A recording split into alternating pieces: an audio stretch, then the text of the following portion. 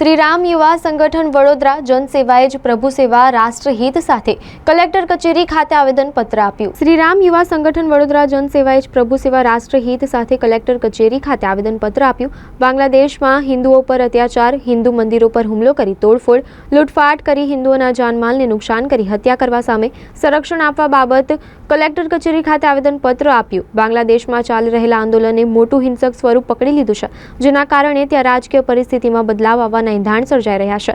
કાયદાઓ વ્યવસ્થા પડી ભાંગી છે। આપણું ભારત સરકાર આ બધી પરિસ્થિતિ જાણે છે અને પ્રેસ મીડિયમના માધ્યમથી આવતી ખબર અને અહેવાલથી સમગ્ર હિન્દુ સમાજ અને રાષ્ટ્ર દુઃખની લાગણી અનુભવી રહ્યું છે।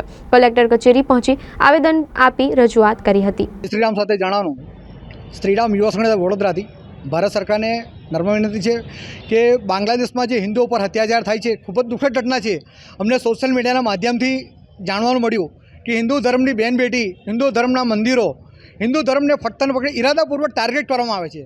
તો આપણી ભારત સરકાર તમામ જે બાંગ્લાદેશી હિન્દુઓનો છે એને શરણે, એને મેડિકલ સુવિધા, એને ભારતની અંદર તમામ સુવિધાઓ આપવામાં આવે એવી અમારી માંગણી છે।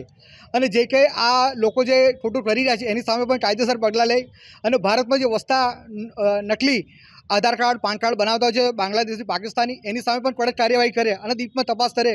કારણ કે દિવસે દિવસે આવા બી ભ્રષ્ટાચાર ખૂબ વધી રહ્યા છે। એની માટે દેશની અંદર વિવાદો ના થાય અને ભારત સંગઠિત રહે। કારણ કે ભારતનું વર્ષોથી સનાતન સંસ્કૃતિનું એવું છે, વસુધૈવ કુટુંબ વિશ્વ એક પરિવાર છે। સનાતન સંસ્કૃતિનું એવું જ્ઞાન આપે છે, પણ સનાતન સંસ્કૃતિ ખોટું જ્ઞાન નથી આપ્યું। તો તમામ અમે ધર્મને માન સન્માન આપી રહ્યા છીએ। તો હિન્દુ સમાજ સાથે ફક્ત ને ફક્ત ટાર્ગેટ બની જાય, ટાર્ગેટ ના બને અને આની અંદર ભારત સરકાર તાત્કાલિક ધોરણે હિન્દુ સમાજને મદદ કરે એવી માંગણી છે।